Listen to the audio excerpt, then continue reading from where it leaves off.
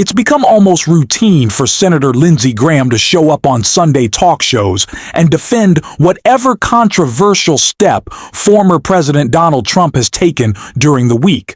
Often these exchanges end with heated arguments between Graham and the hosts. This past week was no different, though there was an extra layer of drama. Trump ally Laura Loomer, who is considered one of his closest voices outside official politics, shared personal claims about Lindsey Graham in a deposition, statements that many believe reveal something he has long kept private. We'll get into that shortly. But before diving deeper into Graham's tense Fox appearance and the fallout, let's quickly mention another major story. The criticism of Trump's recent failure in Alaska, explained in detail by Senator Chris Murphy. Was asked what his message will be to President Zelensky on Monday. He said to make a deal. What is your message to President Zelensky heading into these high-stake talks tomorrow?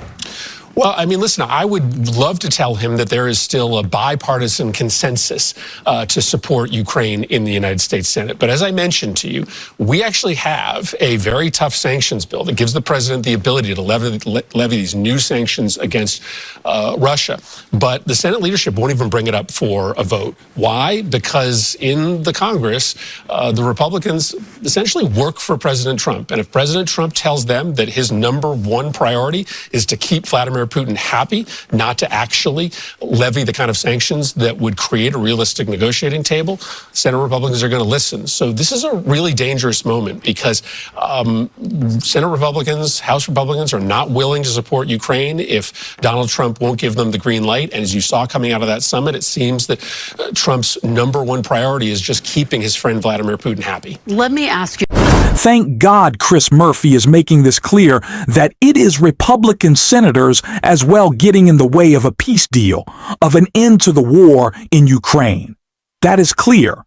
But it is not communicated enough that the same Republicans who wear their Ukraine pin, who talk about how important it is to defend and to expand America's power and reach and values around the world, will not stand up for our allies because they are terrified of Donald Trump.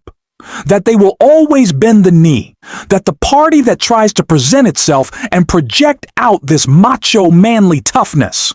Ted Cruz thinks he's tough. Josh Hawley thinks he's tough. Mark Wayne Mullen thinks he's tough. They will always bend the knee to Trump and Putin because they are pathetic. They are pathetic. And so is Lindsey Graham, for more than just the fact that he doesn't live up to the values that he claims America should be presenting on the world stage. But he doesn't live his own life, apparently, according to Laura Loomer. Laura Loomer. I outed Lindsey Graham because I was under oath.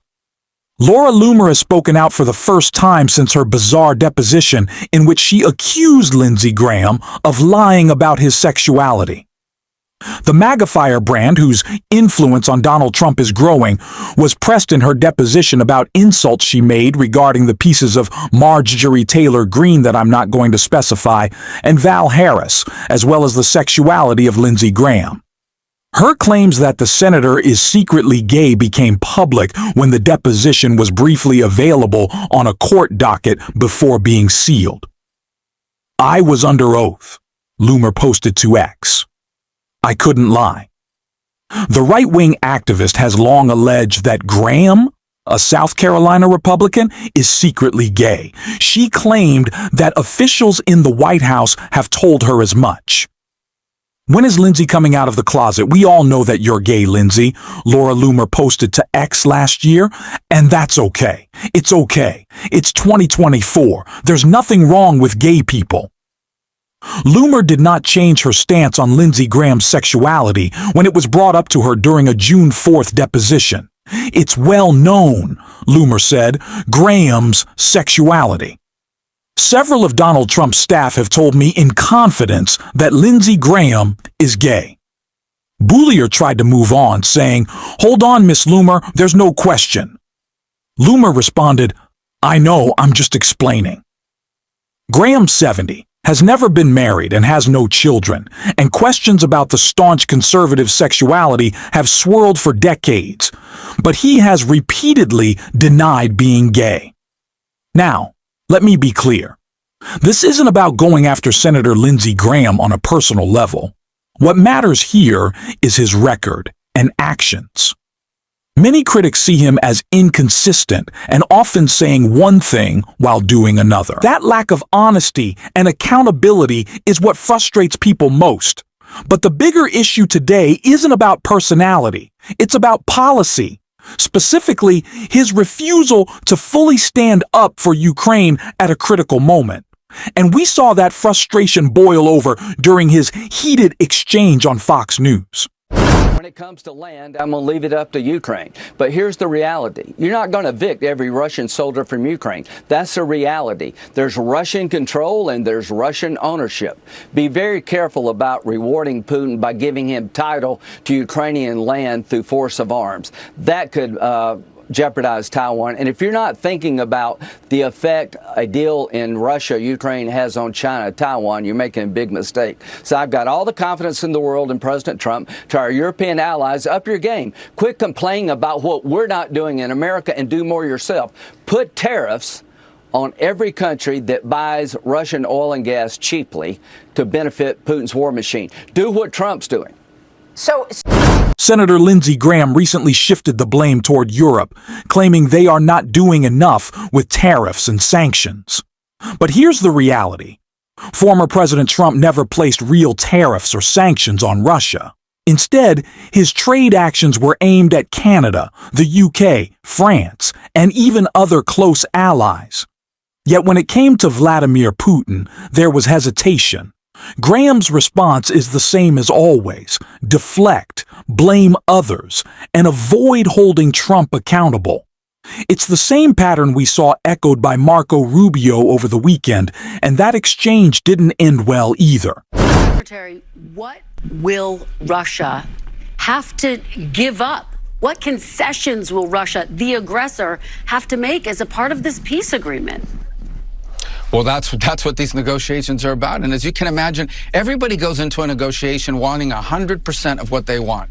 That includes Ukraine, but obviously the Russians. And the only way to reach a deal on anything, whether it's in business or in politics or in geopolitics, the only way to reach a deal is for each side to get something and each side to give something. And that's been very difficult. If it was easy, this wouldn't have been going on for 3.5 years. Understand, the longer these wars go on, the harder they are to end, unfortunately, because one side is always looking for leverage on the other, in this particular case, the Russian side as well. And so I think that's the core of what we're trying to work through here. That's why Zelensky's coming tomorrow. That's why European leaders are coming tomorrow. That's why the president called them from the airplane, spent 2 hours in the middle of the night talking to them. And that's why we've been engaged with them every step of the way, is we are trying to find what can we get to that both sides can agree on. And it's been difficult. This is a hard issue set, but we're dedicating a lot of time to it, and the president deserves credit for dedicating time to it. And I understand that these negotiations are ongoing, but can you name one thing that President Trump is asking Russia to give up in order to get peace?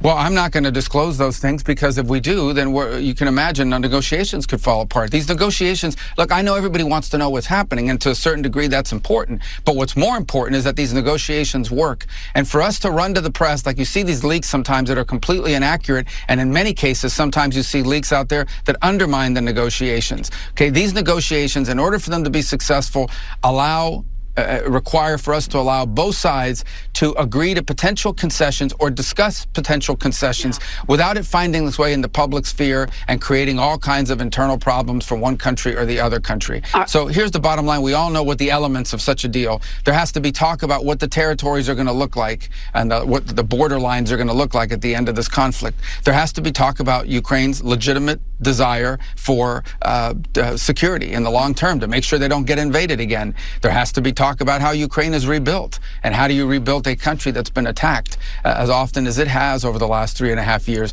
These are all key elements of any agreement. We understand that. And each side is, and if there's going to be a deal, each side is going to have to give up on something. That's just a fact. It's striking how different the approach is when it comes to negotiations involving Russia compared to almost any other situation. When Trump's team talks about tariffs on allies, the language is always tough, about making others feel the pain, standing strong, and leveling the playing field. But when the discussion turns to Vladimir Putin, that same energy disappears. Instead of strength, the tone becomes hesitant and uncertain, as if they don't even know what they want out of the deal. It comes across as weak and even embarrassing, especially when compared to the hardline stance taken against friendly nations. And when pressed on this contradiction, Senator Rubio couldn't give a clear answer, as we saw here. The president is the only leader in the world. If this is possible, he's the only one that can help make it happen. Well, he's got the leverage over Vladimir Putin if he wanted to crush his economy or at least do more damage to it. But you have held off on those secondary sanctions. President Trump told Fox News his advice to President Zelensky is make a deal. Russia's a very big power and they're not. You know, there is concern from the Europeans that President Zelensky is going to be bullied into signing something away. That's why you have these European leaders coming as backup tomorrow. Can you? No, it isn't. That's not why they're coming them? as back. That's not true. No, but that's not that's not true. They're not coming here tomorrow to keep Zelensky from being bullied. They're not coming. February Oval Office they're coming meeting here tomorrow in front of television cameras where President Zelensky. Do you know how many meetings we've had since then? Oh no, I know, and I was just up in Alaska watching the one with then. Vladimir Putin where a red carpet rolled no, out. No, but for with Zelensky, we've had more meetings. We've had one meeting with Putin and like a dozen meetings with Zelensky. So, but that's not true. They're not coming here tomorrow to keep Zelensky from being bullied. They're coming here tomorrow because we've been working with the Europeans. We talked to them last week. There were meetings in the UK over the previous weekend. And they said President Trump was going to demand a ceasefire as early as Thursday. No. But you said that they're coming here tomorrow to keep Zelensky from being bullied. They're not coming here tomorrow. Oh, this is such a stupid media narrative that they're coming here tomorrow because Trump is going to bully Zelensky into a bad deal. We've been working with these people for weeks on this stuff. They're coming here tomorrow because they chose to come here tomorrow. We invited them to come. We invited them to come. The president invited them to come. He's simply not good at this. He doesn't have a real answer. And every response he gives now completely contradicts what he was saying back in 2022 before he fell fully in line behind Donald Trump. That's the weakness of this entire administration, this fake tough guy routine that conservatives always lean on. They claim to be strong, to stand on values, to be grounded in principle, but the truth is, it's all an act. They lie, they deflect, and they protect their own failures. And we're going to keep calling that out right here on this show. If you'd like to support what we're doing, hit the subscribe button, drop a like, and if you made it all the way to the end, leave a blue heart in the comments. Until next time, I will see you soon.